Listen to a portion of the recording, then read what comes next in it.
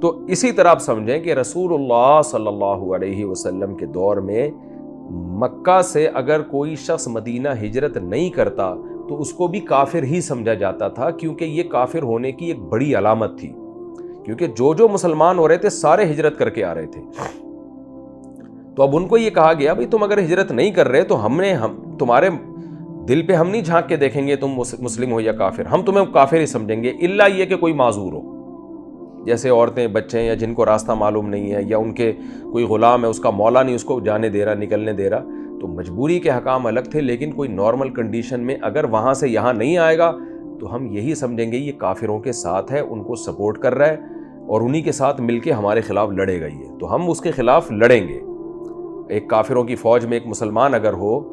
تو وہ ادھر مسلمانوں سے جنگ ہو رہی ہے، تو اب یہ تو نہیں کہ مسلمان اس کی رعایت کریں گے چونکہ یہ مسلمان ہے تو اس کو چھوڑ دو، بھائی ہم تو یہ سمجھیں گے تم ان کا ساتھ دے رہے ہو تو تم انہی کے ساتھ ہو۔ تو یہ ایک ظاہری علامت سمجھی گئی تھی اس وقت، اس لیے اس پر بڑی شدید وعیدیں تھیں اور ان کو عملی طور پر کافر ہی سمجھا جاتا تھا۔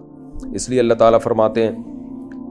اب ہجرت نہ کرنے کا یہ حکم نہیں ہے، اب یہ کوئی اسلام کی علامت نہیں ہے کہ کوئی غیر مسلموں میں رہتا ہے تو اس کو کافر ہی سمجھا جائے گا، کیونکہ اب تو بہت بڑی تعداد میں مسلمان غیر مسلم کنٹریز میں رہتے ہیں، وہاں مسجدیں ہیں، وہاں مدرسے ہیں،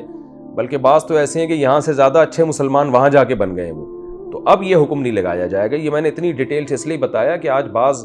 لوگ جو قرآن کی روح کو نہیں پہچانتے وہ ان پہ بھی وہی حکم لگا رہے ہیں جو غیر مسلم کنٹریز میں رہنے والے مسلمان ہیں۔ ایک صاحب مجھے کہنے لگے حدیث میں آتا ہے کہ جو مسلمانوں کے جو غیر مسلموں کے بیچ میں رہتا ہے تو ہم اس سے بری ہیں،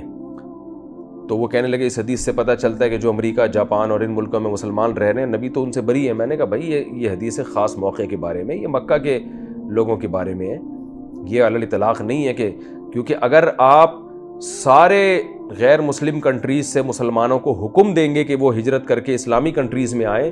تو وہاں جو اسلام کا ایک تعارف ہو رہا ہے